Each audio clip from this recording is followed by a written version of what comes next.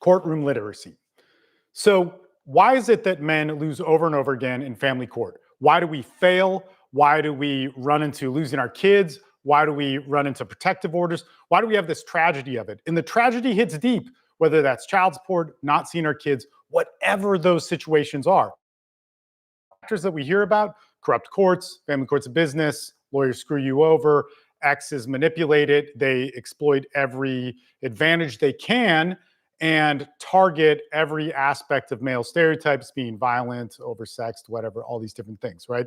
This happens over and over again. But there's one thing that we can control, and it's in every single person's loss that I look at. So when guys write in and they tell me that I tragically lost, I did everything you said, and I say, man, let me look at your case, this is always a factor in it. And it's a factor in it because family court is really difficult. It's very hard, and there's not a lot of people showing you how to do it. And so we're trying to show you how to do it. And what we're going to talk about here are 8 different things for courtroom literacy. What you need to know to understand the language of family court so that you can prevent tragedies. You can start learning it now and not being ignorant to it. And so when you walk into family court, you don't get blindsided by things. Now, I'm going to tell you right now, the family courts do have corruption. Judges are not always trained. They can be ignorant. Family law attorneys can be snakes, all these different things. But there are also things you can prevent. And this comes from, like I always tell you, years and years and years of having a men's group that deals with exactly this, that has a ton of different winners on it. In fact, we just got done with a 5-hour call tonight. And on that 5-hour call, there were guys who talked about the win they got today in court. It happens. And these are men who are facing the highest of conflict, false accusations of child abuse, family violence, and so on. These wins happen, and I want you to learn how to do that.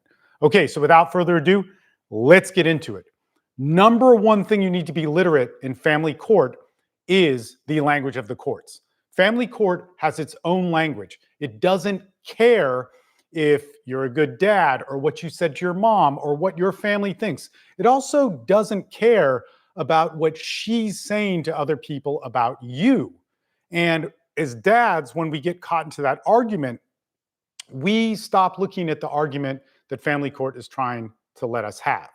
Okay, so this is stuff like the elusive best interest of the child, which is usually poorly defined, but defined in a particular way for the courts, because we know what the best interest of the child is. We know that we're good fathers. We know that we're doing the right thing. But how do we articulate that in the right way that the court cares about? Here's one of the problems and why this is important. Guys screw this up because they get caught up in an argument about the lies being told about them. They get caught up in trying to defending false claims that may not be accepted by the court. And again, you have to learn how to determine that. If there's false accusations that the court is picking up, you need to definitely learn how to defend those. So if those are being taken seriously by a judge. But oftentimes within that, there's this total package of female narcissistic ranting that comes your way, and you feel that this is your moment for presenting fairness, and you screw it up. You don't learn how to address judges properly. You don't learn how to talk to your attorney properly beforehand. You don't learn how you need to present yourself. And when you walk in with that, you get everything wrong. Thankfully for you, if you're watching this on the edited version of this, or maybe at the end of the live stream, I'll put this up, there are playlists that we have to help you learn this more deeply. What is the language of the courts? What is the process of the courts?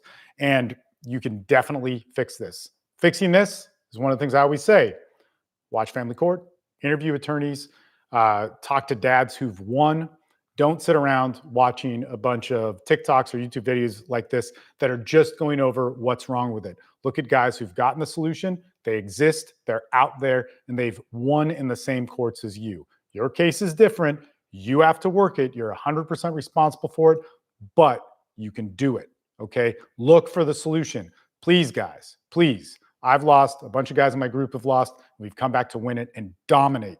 And we have the proof of it. You don't have to lose. All right, next one. Truth versus process. Okay, very, very important. In becoming courtroom literate, learning how to read the court, learning how to speak its language.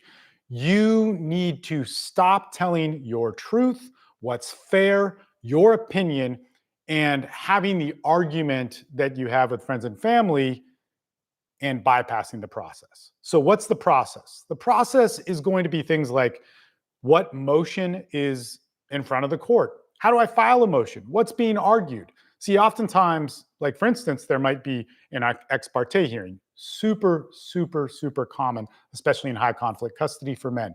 You get a false accusation. There's an ex parte motion that's put in front of the court, which is an emergency motion. This means that it's not going to follow the same due process. It has a lot of, you can really get screwed in it. You got to know how to argue it. You need to start understanding, for this process, what do I need? What kind of attorney do I need? How should I interview that attorney? How do I prepare for this? What's the argument that's going to get me out of this? For instance, just earlier tonight on a call, a dad, and rightfully so, this isn't his fault. Like if you're making mistakes in family court, it's not because you're a bad person, a bad dad. It's not because you're ignorant or stupid. Well, you are ignorant because nobody told you and there's no information on it, right? You are normally failing in family court because you're actually a good dad and did everything right. But what we have to understand is this father was walking into court, has a false accusations protective order hearing, and he does what so many of us do, is he tries to prove that she's a liar. She's a liar and made this up because she is lying and she did make it up. Wouldn't that make sense, right? But in the process of the court, he needs to first prove that he's a safe father. Number one, the child is safe with him. There's no danger. And we don't even touch that she's a liar yet, or that this could be wrong, or attack her. But our natural instincts would be to do that. It's like she could very well be really being abusive, right? But we need to defend ourselves first. We need to understand that in the process of an ex parte hearing, I know I'm kind of staying on that one, but go with me. There'll be plenty of examples in this, that we need to first prove that the child's safe. We need to show that we're a safe father. We need to show that we're willing even to be a safe father. Like, because we don't want to lose any custody whatsoever at all. We don't want to get a protective order. We want whatever visitation we can get without getting a protective order and to maintain whatever custody. But if that means going into things like having to take parenting classes, supervised visitation, we don't really want that, but we definitely don't want a protective order. If it's that or a protective order, we'll take the supervised. And the reason for that is once you get a protective order, everything stops. You really have no more custody case, and you got to wait that out, which could be 2 years before you can even argue that. So if you have a crappy, horrible parenting plan, you do have a chance, because it's temporary, to argue it back, which is really difficult, but impossible or nearly impossible if there's a protective order. Okay, how do guys screw this up? Look, in your hearings, men don't prepare. They don't watch family court. They don't understand what's happening. They speak over a judge. They ramble on. They don't organize their evidence. They don't realize how evidence is processed. There's really so much to all of this, guys. You need to thoroughly understand the family court process. And just like I said, although I'm limited to the cards that I could put up, but maybe I'll put them in the link in the description when this is done and edited and so on, of the playlists that we have, which help you organize this. But even more importantly, right now for free, wherever you're watching this, you could get our 30 and 30 high conflict custody, which we're actually changing to every day. We're going to email you out a custody lesson, which is going to help you. And that could be a written bullet point form. That could be a video series. There's a whole bunch of stuff that we put out, and it's excellent. And all of it, daily, what you're going to get is the equivalent of what people put out as they call lead magnets and arguing and marketing, marketing. And those would be like things like, get this and you can get my checklist for whatever. Every day you're going to get something that's badass and that's going to help you. You can get that right now, and that's for free. You put in your email address, and then if you go, man, Steve's email address sucks, and he's one of those horrible people that spams us all the time, you can opt out of it and never talk to me again. Okay, the third thing for becoming courtroom literate is procedure over emotion. So we just talked about the process. You have to know it. But if we get emotional, because family court is crazy emotional, you're losing your kids, you're supposed to be emotional. This is understandable. It's not because you're a weak man. It's not because you didn't listen to enough Jocko Willink or speed read the David Goggins book and get on testosterone, get the fake teeth in, and get a cool picture, and then have everybody on social media like you. It's because you're losing your kids. That's why you're emotional. And we have such a misrepresentation of that in our culture. Men who go through this get upset, get pissed off, they get suicidal. Please, don't do any of these things. Get help. I live to make content and videos to help you guys out with this. But these are normal in a custody process, but abnormal in terms of mental health and living a good life. So we have to get back to getting good. However, that emotion needs to go in a men's group. It needs to go to therapy. It needs to go to mental health professionals, and it cannot be in the courtroom. Courtroom is process. If she's being an emotional person and arguing with you and making up lies and crying and shouting, and the judge is allowing it, that means you stay silent. You sit there and wait. You let your attorney talk for you if you have an attorney. And if you're going pro se, you wait until it's done and you learn how to properly address those points. Okay? And you say, well, Your Honor, I don't see any evidence towards this. These are not true. You learn how to talk properly in a court. And if you need prep work on that, then you could hire an attorney for a consultation on that. If you already have an attorney, you work with your attorney on that, or you find a group like mine, the paid groups that I have, or maybe one of those free bullet point PDFs or video lessons that you get for free, but you enter into something like that and have that group work with you. I wish there were more men's groups. Every man says, I'm going to start a men's group, like 1 million of them a year after getting screwed in family court. They say, I'm going to do this and I'm going to change the laws. And man, it's a pretty quiet place over here. It's pretty quiet. There's not many people like me, and there's not many Robert Garzas. And by all means, he's a saint and an awesome person. And I'm not doing the same thing at all as him. He's doing something extremely difficult that I would never know how to do. But I'm good at this. And there's not a lot of people doing it. Get more men's groups, get more these things of not being emotional in court, how to properly talk in court, and how to present themselves to judges, to mediators, to especially third parties, CPS, DCFS officers, all that sort of stuff. Let's go to the fourth thing. Halfway through, guys, evidence is everything. Okay, so ideally, family court is supposed to be showing you or deciding custody, deciding alimony, child support through evidence. Mostly what happens in family court is a bunch of yelling happens and there's a lot of emotion. Now, just to put in perspective some things, oftentimes what happens is both parties come in unprepared, or one party comes in prepared and the other party doesn't, and there's chaos. Okay, so if both parties aren't prepared, there's going to be some inevitable amount of chaos.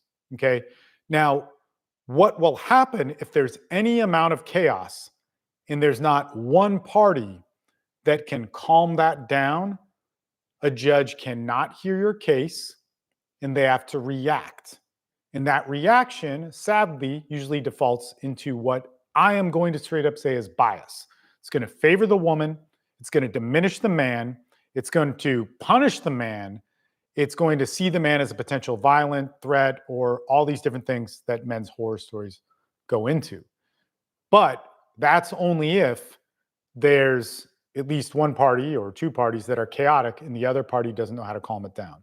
If you understand the process and how to file your evidence properly, to have your evidence build a narrative, a story, instead of you tell the story, have your evidence tell the story, and then have that evidence's story and narrative empower a statute or a law.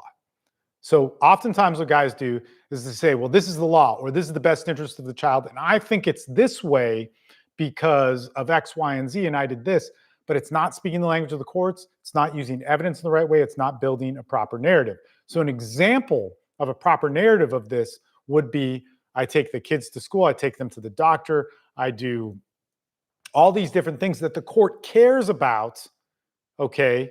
And because of her work schedule, she can't do that or whatever it is, or I did it, 4 out of 5 days every day for the last few years. I went to the back to school nights, whatever it is, right? And that would show that I am doing the best interest of the child. This would move in that direction. Now, let's say you didn't do that and you were a dad working all the time, right? And you came home every night, you spent time with the kids, but she did those other things. That was a part of the agreement. We're going to have to find other arguments that are going to say you deserve more parenting time or you deserve equal custody or fair custody, whatever that is. And you need to start putting the evidence in there of what's going to tell that story in the way that the court cares about that.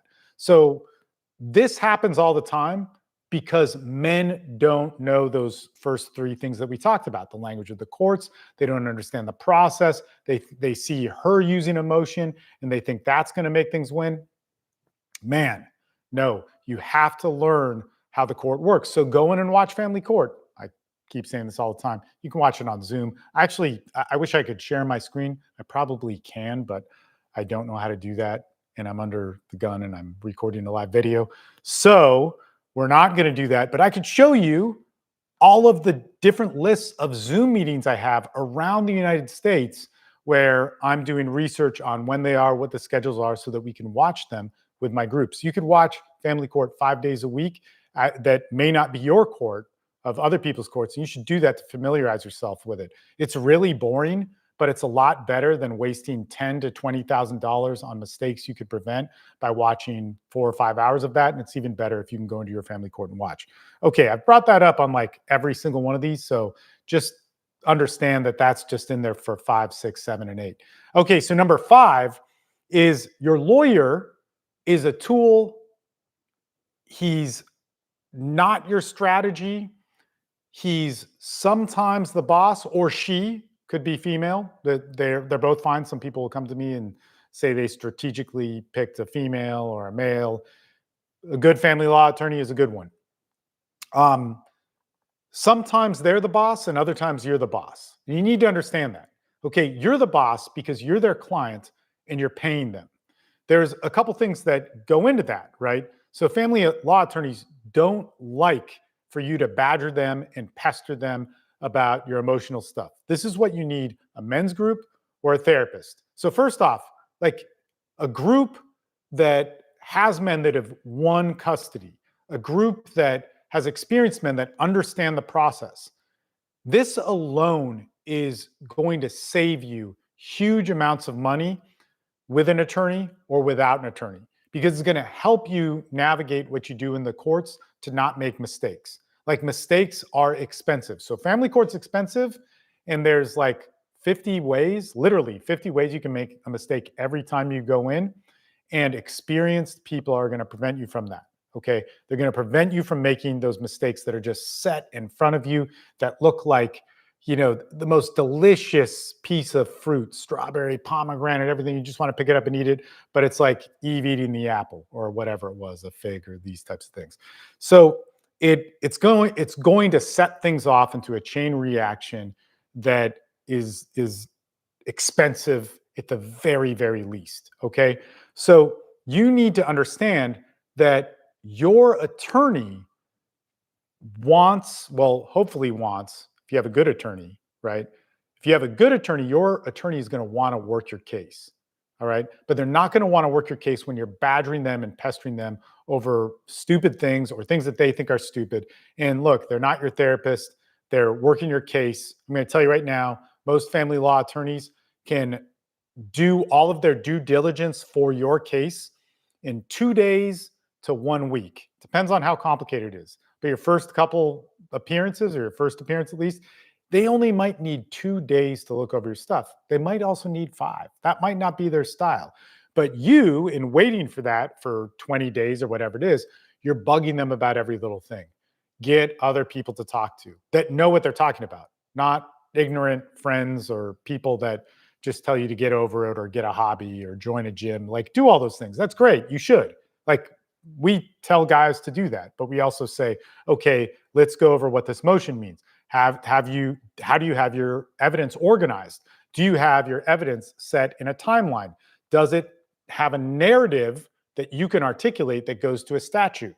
Can you put this piece of evidence in front of your attorney, or if you're going pro se, can you put it in front of a judge or your attorney and break down that narrative and how it's relevant to the statute? Is there anything in that line that would piss your attorney off and have you be like over exaggerating or whatever, or reaching for something that can't happen?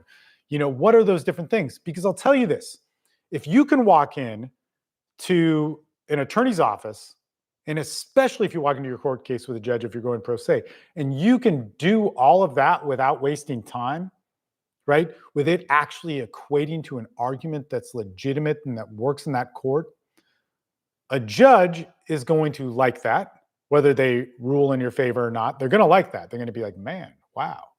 And that's another thing I'll say, like, pro se people, just know it's very difficult. Don't jump into it and get killed. Like, you could really screw a lot up. But pro se people can oftentimes get a lot of sympathy from judges when they've done everything right. But if you walk into your attorney's office and you've done that, that attorney's going to go, how did I get this guy? And that attorney is going to be a better attorney and work your case better. That is what you want, okay? So your attorney is not there to just do everything for you. Your attorney is not there to have you bully them. Your attorney is not there to be your slave. Now, you might be paying them for that, but do you want to win or not? If you want to win, every guy I know that wins does a lot of work themselves, and they have to know their case better than their attorney. Now, I'm going to tell you this.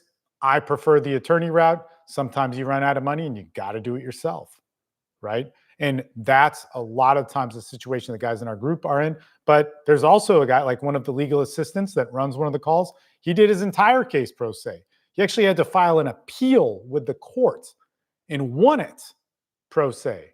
If you've done that, you know how, man, don't ask me to do that. I can't believe he pulled that off. That's awesome stuff.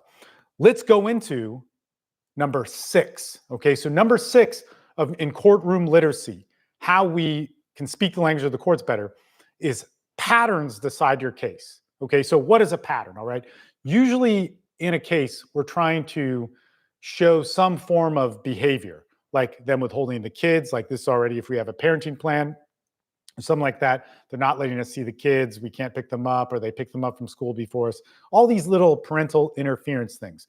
Anytime we're talking about parental alienation, it's almost always linked to some sort of pattern. The way we're going to have to show that in the courts is a pattern that is done through evidence, that has a narrative, that equates to a statute, okay? So a lot of statutes, we talked about this on last night's live stream, is that a lot of statutes do not equate to, a lot of parental alienation. I was checking something on the live stream, sorry. A lot of parental alienation does not equate to a statute because there aren't laws towards it. Or there's laws like in Travis County that get honored in our courts on low-level parental alienation, like really specific stuff. But on high-level things, the court's still figuring that out. Now, I think that's horrible. I'm right there with you. I was alienated for 5 years. It ruined a lot in my life. But what I want to tell you is that you got to go with what wins. What's going to win, all right? What does win? What do the guys in my group who have been alienated for years win their cases with, okay? So what happens is we have to show a pattern. So if there's mental illness like NPD, BPD, Munchausen's, which is a tough one, even if you do all the right things, that seems to be harder in most courts, but hopefully that changes. We're only going to change it if we keep fighting. But one of the things is that when we're doing that, okay, when we're trying to develop that sort of narrative, we might need something like a psychological evaluation. If you don't have a legitimate diagnosis, then no matter how much evidence or patterns you have, it's not going to turn the courts and say that person has NPD or BPD. Let's just get that squared up. Let's kill that argument right there, right? But you can have certain statutes be argued for parental interference. You can say this is damaging parenting. You can say this is building a track record to damage a child. Those can all happen with certain forms of alienation or interference. You just have to call it the right thing. So the narrative built by the evidence moves into a statute, moves into an argument that's regularly talked about in the court. Another thing I just want to say about statutes is that it's not like you make the dots to the statutes. You have to then do this pain in the ass thing, but you got to do it. This is how you win, right? Is you have to go to family court and watch and see if that is how that statute's interpreted in the court. And again, if you can't watch your court, watch other ones. They're better than not, right?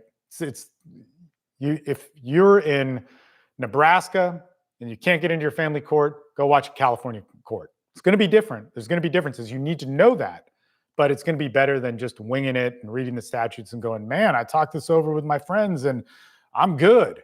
You're not. Okay, that's really how you lose. Okay, so we need to start then looking at, okay, how do we get this argument and then what pattern of behavior goes through it? So we might need 3, 4, 5, 6 examples of that pattern within a certain time frame. Like for certain things, that might be a year, okay? Other things, it's much better if it's in like a 90-day window and we can show that that pattern happens over and over again. So I go to pick up the kids. She's busy with something. She's sick. They're sick. We got reunification therapy. And this might be a little bit of a tangent, but this is some for real stuff. And again, this is one of those things that we have a lot of information and videos on, but reunification therapy, you've been alienated for a little bit. She did some screwed up stuff, kept you away from the kids for 30 days, 60 days, 90 days, whatever it is. And the judge goes, okay, let's go to reunification therapy. Sounds like a great idea, but it's one more cog in the system that she can interfere. So this is what almost always happens when there's false allegations. She says the kids are sick. The kid doesn't want to go. They're in danger, whatever. The kid is, your child is upset. She gets a flat tire. She shows up 5 minutes late. She shows up, doesn't realize you were going to be there and got scared and called the police. All these stupid things, right? And at first, because in my opinion, my humble opinion, but maybe not exact fact, is most reunification therapists are trained to believe that men are by nature violent and oversexed and all this stuff, and women are victims. And so they're going to at first say, look, we're not biased. We don't ever take sides, but you need to calm down. You're a bit out of control. I'm going to be neutral. And they give the woman a lot of benefit of the doubt. But the pattern that we see with our clients who flip custody is that first couple months of reunification therapy where there's all this interference and the dads get angry. That does not work well in their favor. And then after that, they go to court again and the therapist does their report. It's still neutral, even though the mom totally sabotaged it. And then after that, that therapist will turn and they'll start to say, look, this is really screwed up. And oftentimes within that time, they will help with an emergency hearing, or they'll write a report that basically says that mom is doing some really horrible stuff. And that is a very important witness. So it's totally screwed up due to the lack of information and training that aren't going to help by you making crappy comments on TikTok videos or whatever, but they're going to help by retraining people within the system, retraining social workers, therapists, and so on, which, man, I want to do that. There's therapists that work in my group, and we have a plan to help work on that. It's not an easy process, but that's what's going to help change that and allow a better experience with reunification therapy. So within 2 to 3 visits, there can be a determination of a mom interfering rather than 8 or 9 visits and 3 or 4 months go by of more alienation, which massively tortures and screws up a child. A lot of damage gets done in that. So patterns are a big thing. Went off on a tangent on that, but hopefully it was useful information. What you want to do there is learn how to build narratives of evidence, learn how to articulate it properly, learn how to present it in front of the courts, learn the process and timelines. Like you can't just be like, she lied. There has to be multiple lies that go into it. And then how would that be presented in front of a judge? What's the process? What's the motions involved? How do we enforce that? Is it contempt? What would contempt do? And these are things that you can start to learn. It's just tough because if you make a mistake, that learning curve means you lose visitation, time with your kids, money, and so on. It's a heavy, heavy consequence. All right. Where are we at? Are we at number 7? We're at number 7. Okay. Custody's most important witnesses. Custody's most important witnesses. Who are they? Is it the people who say you're a good dad? Is it your support system? Is it your jujitsu club? Is it the people that she lied to? Is it the people around her job? Okay. Custody's most important witnesses are going to be third-party witnesses.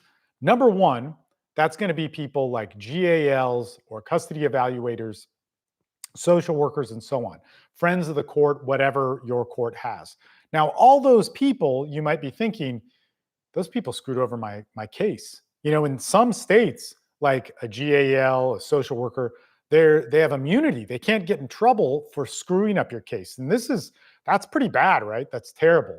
But again, when we go back to what's the process of this? If we're in high conflict custody, if there's false allegations, a GAL is most likely going to be introduced. That's going to be the next move of the court.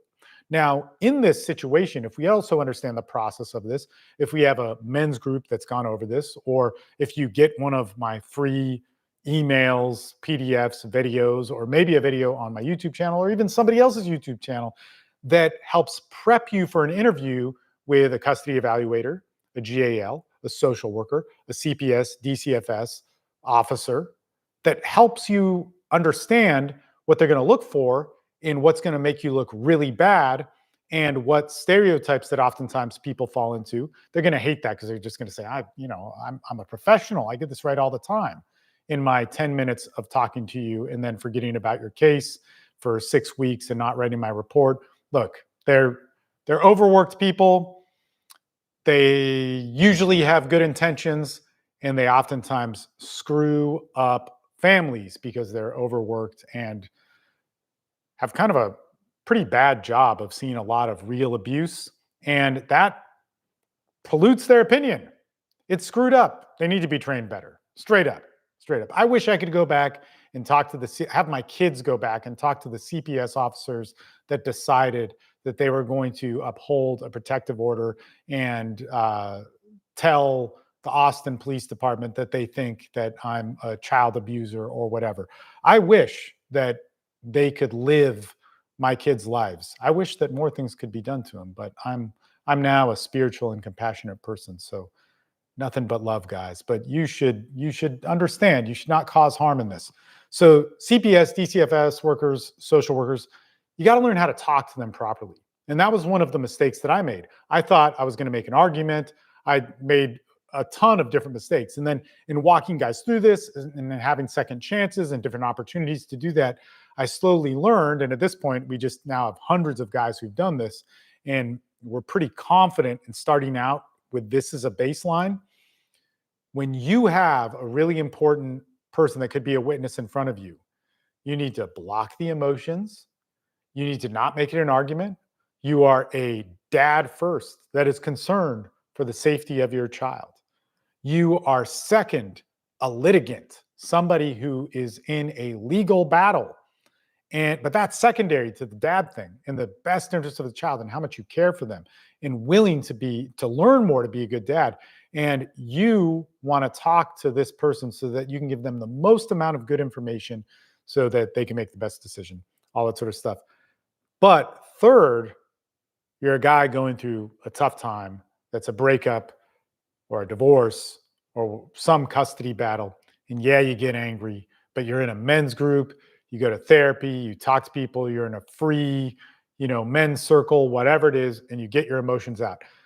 I hate to say this, but our society has trained so many of these people in such a screwed up way, or the system has, but our society definitely empowered it, that you got to fit the image of what a man heals like and what a man is supposed to go through an emotional process first.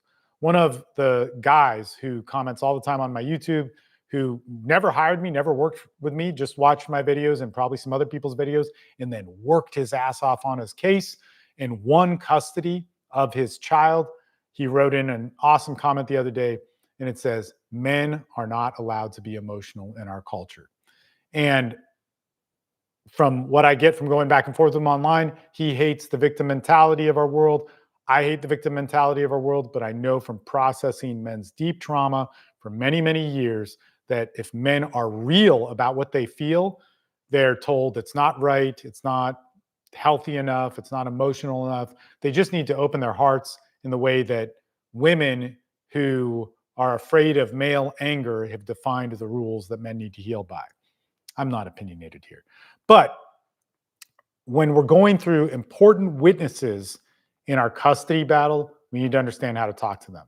Okay. Those are going to be those third parties. They're huge. They make your case.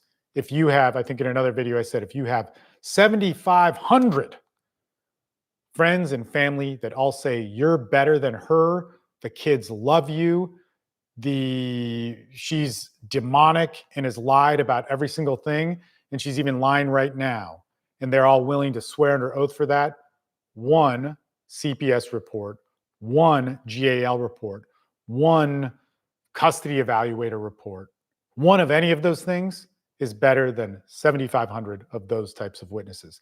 That's what's going to tilt your case. It's very, very important. Okay. So I'm not saying not to waste your time with character witnesses and friends, but they're just not going to be that much and they could get toppled pretty quick. Okay. Don't screw up your relationship with a GAL, social worker, CPS officer, custody evaluator, psych evaluator. Definitely don't do any of that. Okay. Last one, guys. Man, how long was this? Let me look. Holy whoa, 40 minutes. I'm insane. You know, this came after a 5-hour call with my group. Okay. Number 8, stay in the role of parenting. The number one thing that is going to get you custody is parenting time. The number one thing that is going to defeat, argue, work against parental alienation, work against the courts giving you an uphill battle, work against misfilings, whatever it is more parenting time. More parenting time, more time with the kids, more overnights. Now, if you want to prove that and show that in court, you need to be interactive in the schools. So you need to take them to swimming classes, sports. You need to be interactive with the coaches. You need to also be interactive with their medical care.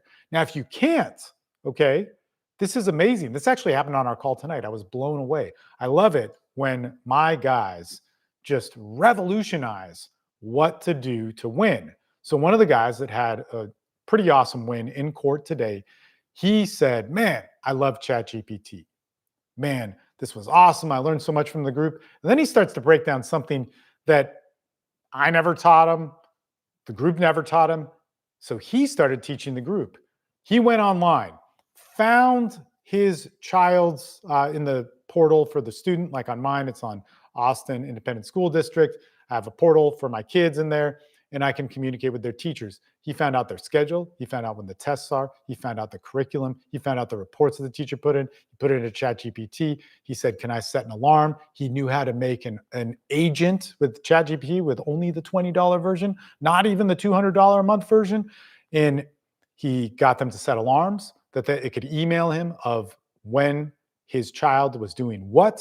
And then he could text his child, stay in contact with him. And I'm like, man, what the heck? Okay. So he may not be able to be interactive in taking his child to school, but he can then show concrete evidence of how parenting time has been supplemented.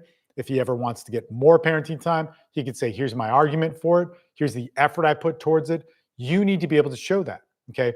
So your track record of how much you get to see your kid, how much you're interactive with your child is going to be the definition of how you're going to get more, how you're going to maintain it.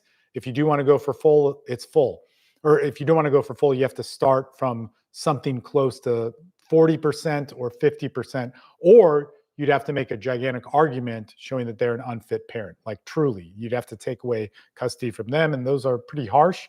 And oftentimes that's kind of like a snowball you can't stop.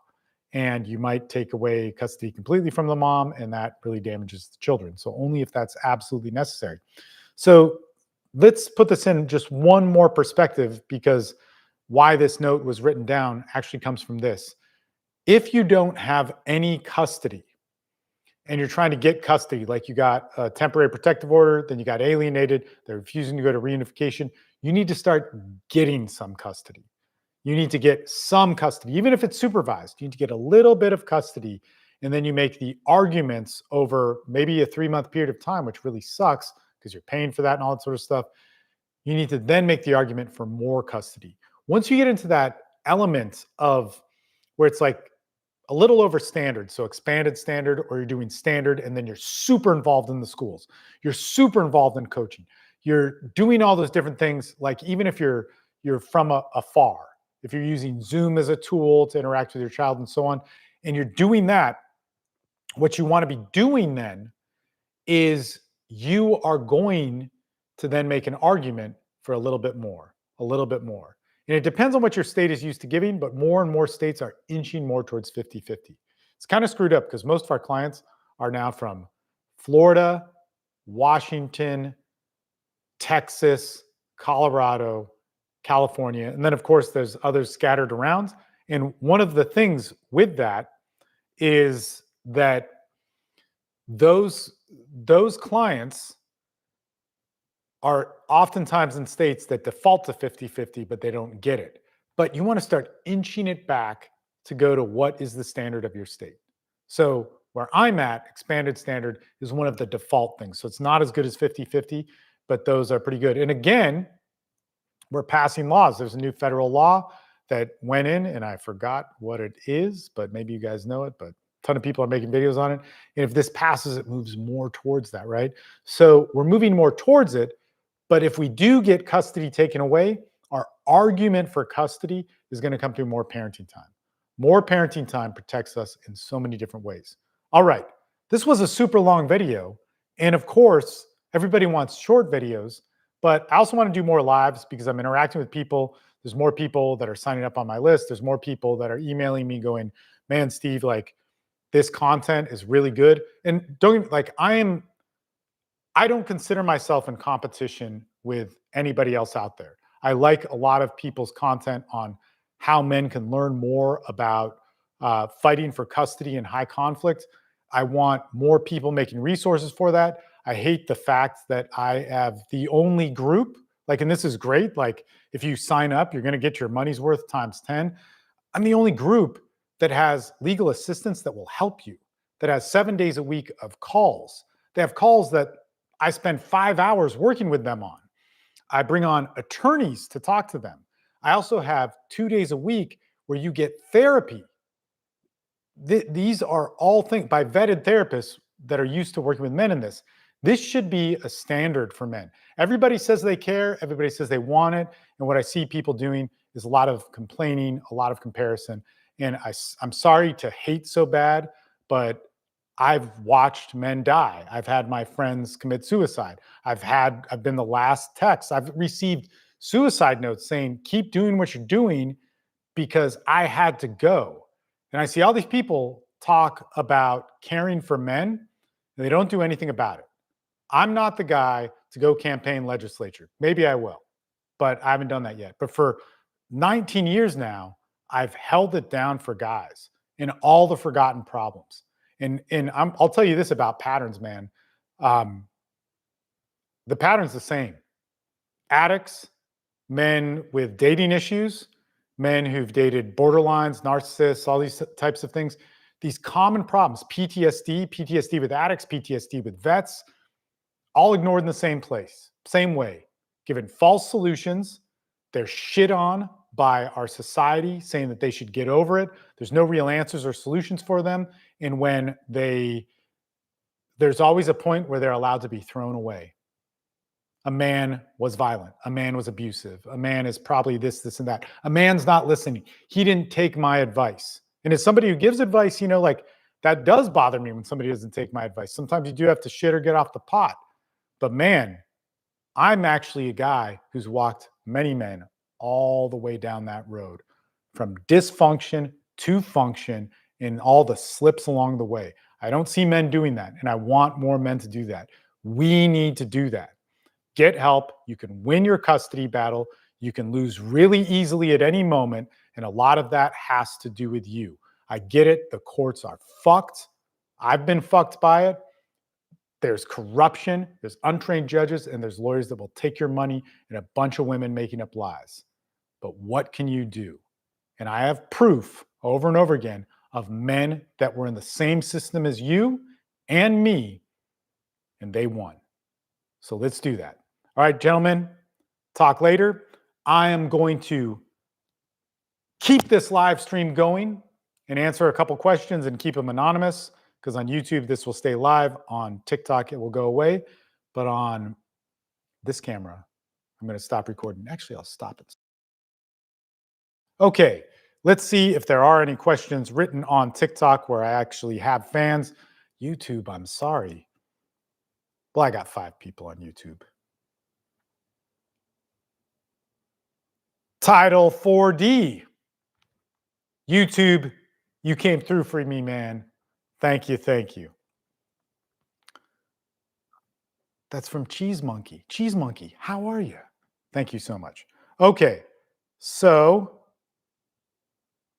let's see what's up. Let's see what's up. Hey, Luis. Luis, did you sign? Louis, oh, man. Man, I know some of these guys. How do you do that with a protective order? Man, I'm going to look through this. How do you do what with a protective order?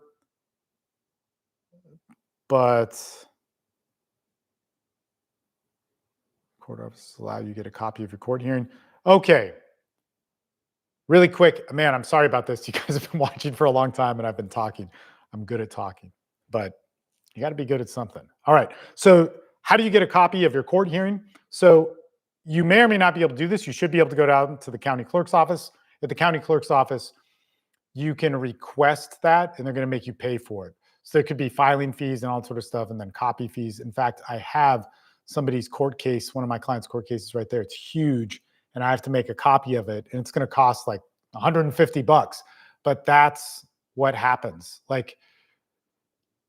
But if you do want a chance to use aspects of your court hearing, of whatever transcript from that, that's key. Now, in some courts, they don't even do the transcript thing. It's totally effed up. They really, family courts are effed up, man. They're screwed up. But what I would say is what you do need is you need your file. You need to go to the county clerk's office. And if you have entered into the system at all, you need to get that file because it's going to tell you where you're at. It's going to tell you the last parenting plan, the last rulings. And that's where you're at. Like a lot of times guys are confused because it's confusing. Again, it's not because you're dumb or bad or anything like that. It's because like nobody teaches you how to do this, right? And it's really difficult. And lawyers are so cracked out they can't explain it to you. I mean, if you asked me, I might be too like, I don't want to answer that. But you need to go down and get your case file, and that's going to tell you where you're at. And that's where you're going to be arguing. That's where you're going to be starting from. And it's just good to have, because if you get that wrong and you show up to court, you're actually arguing from the wrong standpoint, the wrong last order of all these different things. So that's a good thing to do. Okay, so how do we do what with a protective order? I'm not sure, but what do you do with a protective order? Man, let me tell you, you fight it. You get it dismissed. Men really need to openly talk with other men. You know, I'm going to say this to that. So men do need to openly talk to other men. They really need to. But also, every man in every aspect of trauma that has ever come to me has tried to open up and talk to other men. It's just other men gave him an answer like, you got to be strong. And then they don't really have like an example of it. Well, just be strong, man. You like, you know who Jocko is? You know who whoever is? You train jujitsu, man. Look, like just to put things in perspective, I have trained jujitsu for like 15 years. And that's not an answer for those things. That's an answer for a lot. It's really good. Like sometimes you just need to do that. Like you're really upset, you can't focus, you need to get in your body and get active. But like, I always hate this because and then you'll see these men's retreats, and they're like screaming, and they're wearing like headgear and kind of like pillow fighting, and they go into a sweat lodge, and then all of a sudden they like understand, right? Um, dude, the process of male pain, it can't be solved in that. It can do that, and that would be a great weekend. But like when we start seeing that as an answer, like we do some breath work. And actually, man, let me just tell you, my friend Pat Dively does that. He's awesome. He's actually been to this house. I did an interview with him, and then this is a great story, or maybe not so great story. I'm editing his video, and we didn't have solid state hard drives then, and my son was like 3 years old, and he knocked something over, and it knocked over the hard drive, and the hard drive broke, and so I lost all the footage from me and Pat's interview. But it wasn't the best interview. We need to do another one. But great guy, and he does a lot of retreats like that. And Pat is an awesome dude and an awesome coach. He is awesome author. But the idea that that weekend can resolve your men's issues, if you think that and you have real issues as a man that are dangerous, you're on the path to isolation. You got a false solution. You're going to be put in a situation where you think you got help, but you still have a problem. So you're ashamed to admit it. There's so much information, misinformation on men opening up and how to open up, and then no men really sharing that. And it's kind of fucked up because we have no shortage of really good, tough, badass men in our culture. But all the people kind of saying that they're the tough, badass man, they're not willing to do the necessary work of helping a guy through that. And that takes a lot of time. Like in my groups, you can sign up for 3 months and then leave.